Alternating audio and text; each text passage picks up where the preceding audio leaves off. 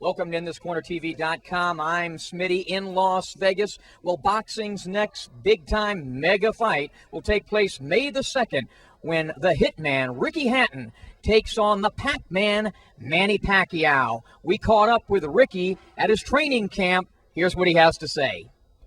Well, first off, Ricky, let me say that I usually don't share this gym with anybody. This is a very private location and keeps my adoring fans away. The only reason I really decided to let you use this gym is because we're pretty much the same height and we didn't have to adjust the bags. Very kind of you. Yeah, I noticed you didn't bring your sparring equipment though, Smithy. So no, it's a fantastic gym, and it's close to where we're based, where we're staying in apartments just down the road, and the gym's just around the corner. We go running up at Sunset Park, which is nice little running track around there, and we're close to the MGM Grand. Obviously, that's where the fight on May 2nd against Pacquiao is going to be. So if you need to nip to the MGM Grand for an interview or basically something regarding the fight, building the fight up, then we're nicely situated and the facilities are fantastic. And I thank Tony for letting us use the gym as usual. In preparation for this fight, now you've been through the whole mega fight thing with Floyd Mayweather, and I got to believe that situation will help you in preparation for this fight, the mental side of it, the fact that you've gone through all this 24/7 stuff and everything. Yeah, it's standing me in good stead. You can't get a bigger match than the fight against Mayweather, and a bigger occasion in many ways. Like it is on May 2nd for the best pound-for-pound fighter in the world title. We had the 24/7 cameras following us everywhere. About 35,000 Brits came over to support us. It was a wonderful occasion, and that will stand me in good stead. And I think not just the Mayweather fights in years gone by, where before after the Mayweather fight, I fought at Man City with 58,000, so the 58,000 people there, so pressure's on with that. So I've regular boxed in big crowds, and I've had big occasions. Like you say, this is the second time I'll be challenging for this title, so I feel a lot more relaxed in this training camp than I have done in recent fights, yeah. As a boxing analyst, I think you match up much better in this fight with this guy because of the styles in the fight. Now, we're about 3 weeks away. What's your preparation right now? What specifically are you working on right now? You look already to be in great shape. I'm in the best shape I've ever been, and I know every fighter says it, what shape are you in? Yeah, I'm in the best shape I've ever been. It'll be one hell of a story, won't it, when somebody turns around and says, no, I'm in terrible shape. But, I am in the best shape I've ever been. Feel really, really sharp. I have been for several weeks now. I've come to Vegas. We've had a week and a half in Vegas now. We've been sparring. I've had about 5-6 different sparring partners. They've been jumping in for 2 rounds and then jumping out. Then someone else has been jumping in for another 2 rounds and they've been jumping out. And it's been really good, really competitive, really fast opponents, moving opponents. Also people that come and attack you like Manny Pacquiao does. So this is the perfect stage I'm at the minute for the stage of the training camp. It couldn't be better, and it's at my beloved 10-stone division, which I've always swore that nobody would beat me at. He's never had pressure applied on him, the type of pressure that you can bring, and I think that's something that really works in your favor. Plus, physically, you're a stronger man than he is. Yeah, I obviously he had his best win out last time against Oscar De La Hoya, but I think if anybody who knows boxing knows that for whatever reasons, and only Oscar can answer them, that wasn't the Oscar De La Hoya we've come to love over the years. I think he either left it in the gym, left it on the scales. So bearing that in mind, I can comfortably say without a shadow of a doubt that I was the biggest, strongest, physically strong opponent he will have faced. And generally, apart from the De La Hoya fight, he had one fight at 135, and the rest of that, his fights have been at about 130. He's fighting I believe, a monster, physically and strength-wise in the 10-stone division. And along with my new training camp now, you saw a little glimpse of it in the Malignaggi fight, where my hand speed's improved, my timing's improved, my combination punches let my hands go. All things considered, we're very, very confident. I think, and I'll talk to Floyd about this, I think the key to this fight really is that punch, that best punch in boxing, the most important punch in boxing. It's actually going to be, in my opinion, your jab. Yeah, and the jab was used in the end against Paulie Malignaggi. I out-jabbed Paulie, and a lot of people thought Paulie was going to beat me.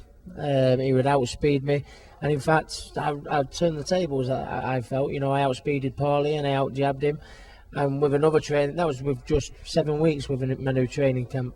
With another training camp under my belt, you can only begin to imagine how much quicker and how much I'm letting my hands go more now. So very, very confident. And to be honest, I think the last time Manny got beat was when somebody put the pressure on him. That was Eric Morales, and this pressure and this Ricky Hatton pressure.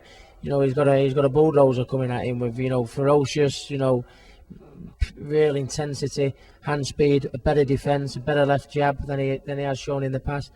And if they're watching tapes of the old Ricky Hatton, then that's good for me, because they're going to get a few shocks, not just from the size and power factor, I think from other areas as well. He's tough to hit in the body. Nobody's really gone to his body. It's been something that's a great part of your attack. Is that something you're going to try to get to early in this fight, his body? Very much so. I think nobody's attacked his body generally, because he's by nature is a very, very aggressive fighter in his own right. So nobody has been adventurous enough or had the courage or the bottle to go to his body. But I know a man who has. Marquez, great fighter, but fights off the back foot. Marco Antonio Barrera, wonderful fighter, good friend of mine, fights off the back foot. Oscar De La Hoya, in that fight anyway, had to fight off the back foot because he wasn't in a position. The last time he got beat was somebody that went on the front foot. So that fills me with confidence. And along with just my natural size, strength, power, and other areas that I've been working on, I think I'm going to take that pound for pound title. What about the British contingent that'll be here? What can we expect to see from your fans at the MGM Grand on May the 2nd? Well, they're very, very passionate, as it's been in Vegas, and I hope they respect, everybody, the national anthems and everything, because they can get a little bit rowdy. But they're wonderful fight fans. They're the best fight fans in the world for me.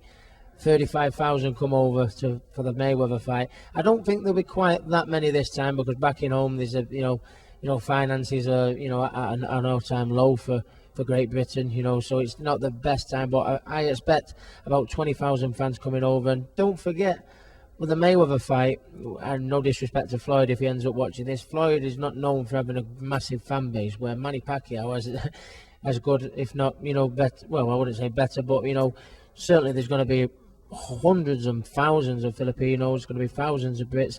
It should be a even more intenser atmosphere and than for the Mayweather fight. I think Vegas May 2nd is the town to be in. No doubt. And I know you're not going to tip off what you're going to be wearing into the fight. Of course, you came in with that great costume, the Hatton costume for the Malinashi. But I know I've invited you to come over into my closet and to see what I have. Perhaps some of the Smitty attire might work for you.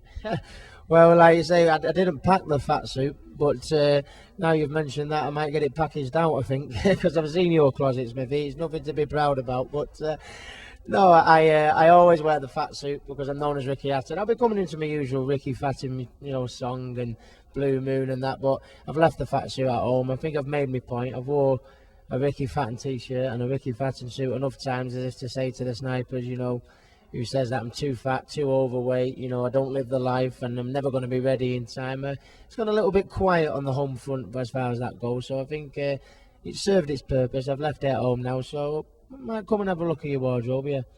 And what we'll do is come back here in maybe 2 or 3 weeks and do something else with you as the fight gets close. We're very excited about, all of boxing is excited about. This is really great to have two great fighters in their primes meeting each other at a decent weight, and we really look forward to it. You look great, champ, and can't wait to talk to you as we get closer to May the 2nd. Look forward to it.